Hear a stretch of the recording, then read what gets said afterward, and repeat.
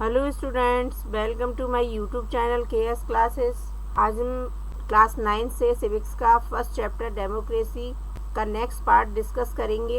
इसमें major case discuss करेंगे पाकिस्तान का, जो डिफाइन करता है हमारे फीचर्स को कि वो कंट्री डेमोक्रेटिक कंट्री है या नहीं है। Major decision by elected leader, जो मेजर डिसीजन लिए जाते हैं वो एक इलेक्टेड लीडर के द्वारा ही लिए जाने चाहिए। Pakistan General Pervez Musharraf led a military coup in October 1999. He overthrew a democratically elected government and declared himself as a chief executive of the country. और उन्होंने जो डेमोक्रेटेड गवर्नमेंट थी उसको हटा दिया था और अपने आप को चीफ एग्जीक्यूटिव यानी कि वहाँ का प्रेसिडेंट अपने आप को घोषित कर दिया था, डिक्लेयर कर दिया था। लेटर ही changed his destination to president and 2002 held a referendum in country that granted him a 5 years extension। जब वो उन्होंने अपने आप को चीफ एग्जीक्यूटिव डिक्लेयर कर दिया था कंट्री का, तो उसके बाद में उन्होंने चेंज लाए और उन्होंने एक रेफरेंडम कंट्री में डिक्लेयर किया और ग्रांटेड किया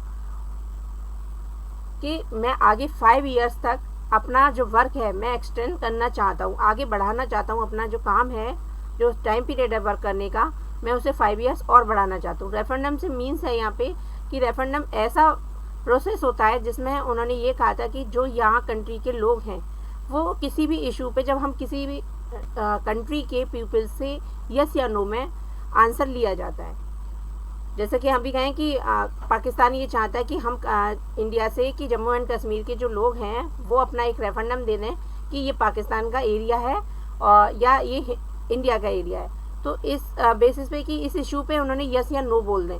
तो ऐसे ही उन्होंने किया कि परवेज़ मुशर्रफ ने कि पाकिस्तान में यही एक हमारे अच्छे प्रेसिडेंट हैं और वो आगे 5 इयर्स तक और वर्क करेंगे। तो इस तरीके से उन्होंने यस में वोटिंग करवा ली थी वहाँ के लोगों से। Pakistan media, human rights organization and democratic activities said that this referendum was based on frauds. Pakistani जो मीडिया थी उन्होंने इस ह्यूमन राइट्स के अकॉर्डिंग उन्होंने इस रेफरेंडम को एक फ्रॉड बताया कि ऐसा नहीं हो सकता कि सभी इनके फेवर में हों और यस में इनका आंसर मिले कि आप आगे 5 इयर्स एक्सटेंड कर लें अपने टाइम को। In August 2002 he issued a legal framework order that amended the constitution of Pakistan. अगस्त 2002 में उन्होंने एक लीगल फ्रेमवर्क ऑर्डर तैयार किया और कॉन्स्टिट्यूशन में जो पाकिस्तान का कॉन्स्टिट्यूशन था उसमें बदलाव लेकर आए। In this order president can change और dismiss the national and provincial assemblies by military forces. The work of the civilian cabinet is supervised indirectly through the national security counselling. उनके अकॉर्डिंग प्रेसिडेंट ने ये change किया था कि national provisional जो assembly है उसे डिसमिस किया जाए और मिलिट्री फोर्सेस के द्वारा जो कैबिनेट सुपरविज़न है इनडायरेक्टली जो नेशनल सिक्योरिटी काउंसिलिंग है उसके द्वारा किया जाए। Pakistan had an election. Pakistan में इस तरीके का जब इलेक्शन हुआ, elected representative have some power, लेकिन जो इलेक्टेड रिप्रेजेंटेटिव थे कुछ पावर थी, but final powers rested with the military forces and general Musharraf.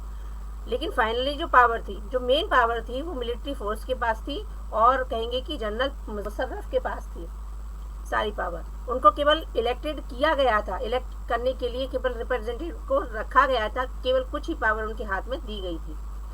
This gives rise to first feature of democracy.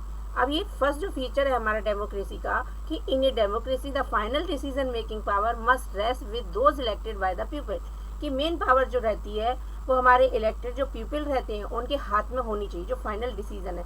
लेकिन पाकिस्तान के केस में हमने देखा कि वहाँ पावर इलेक्टेड पर्सन के पास ना होकर मिलिट्री फोर्स के पास या कहेंगे कि जनरल मुशर्रफ के पास में थी। तो ये जो फर्स्ट फीचर है हमारा डेमोक्रेसी का, पाकिस्तान को एक डेमोक्रेटिक कंट्री नहीं मानता है।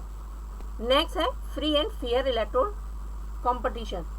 इस फ्री एंड फेयर इलेक्टोरल जो कॉम्पिटिशन है उसके अकॉर्डिंग जो हमारा डेमोक्रेटिक का दूसरा फीचर्स है वो बताता है कि इस फीचर के अकॉर्डिंग हमें केस ऑफ चाइना रीड करना पड़ेगा, उस पर स्टडी करनी पड़ेगी किस तरीके से चाइना भी एक डेमोक्रेटिक कंट्री नहीं है।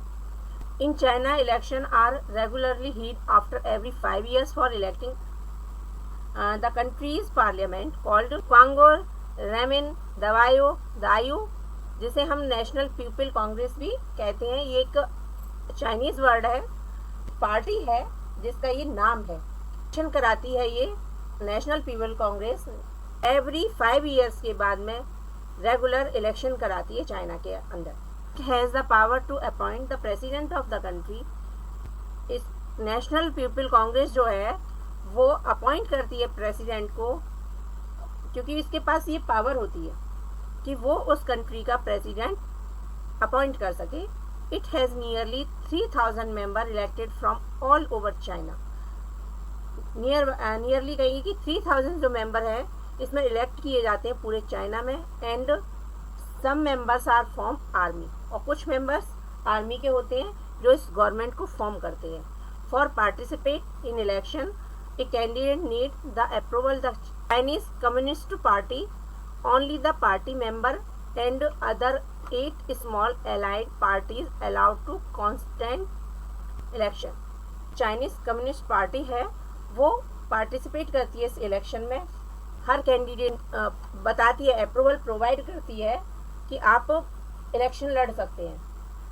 ओनली दिस पार्टी मेंबर्स और अदर 8 स्मॉल अलाइंड पार्टीज, और अदर 8 जो छोटी छोटी पार्टियां होती हैं उन्हें भी इस इलेक्शन में पार्टिसिपेट करने की परमिशन देती है। इस तरह से कहा जाए तो चाइनीज जो कम्युनिस्ट पार्टी है वो ओवरऑल इस पूरे चाइना पर अपना रूल करती है, और इन छोटी छोटी जो 8 पार्टीज हैं उनको तब अलाउ करती है, कोई भी 8 पार्टीज इसके अंडर वर्क करती हैं, उसकी बात मानती हैं। नेक्स्ट आते हैं case of Mexico.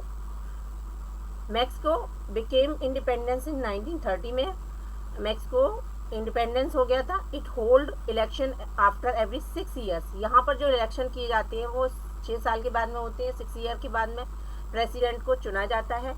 Mexico never under military और डिक्टेटर रूल्स।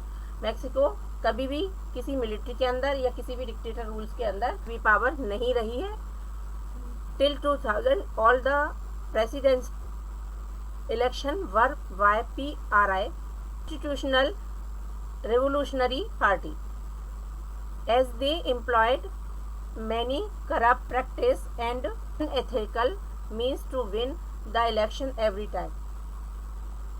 तक जो PRI पार्टी थी वही इलेक्शन यहाँ प्रेसिडेंट की जो इलेक्शन होते थे उसको जीतती रही, कि वो एक करप्ट प्रैक्टिस पार्टी थी।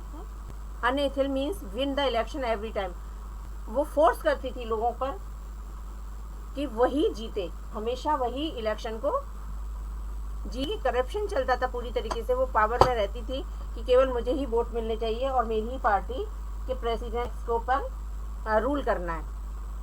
Conclusion for the both cases. अब हम देखते हैं कि दोनों केसेस में, केस ऑफ चाइना और केस ऑफ मैक्सिको के अकॉर्डिंग हम देख सकते हैं कि were not election held properly, कभी भी इन्होंने ठीक से इलेक्शन को नहीं कराया। Holding election of any kind is not sufficient. Thus another features of democracy that, जैसा कि हम, और जो होल्डिंग इलेक्शन होते थे सिर्फ वही काफ़ी नहीं थे एक डेमोक्रेटिक कंट्री होने के लिए।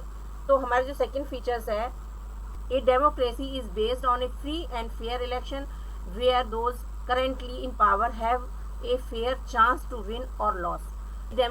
एक डेमोक्रेसी जो कंट्री है उसमें फ्री एंड फेयर इलेक्शन होते हैं, जो अगले 5 years तक जो भी पावर में रहती है गवर्नमेंट उसे उसके अलावा और किसी को भी चांस दिया जाता है विन करने का। में जो करंट पावर में रहती है गवर्नमेंट वो जीत भी सकती है और हार भी सकती है।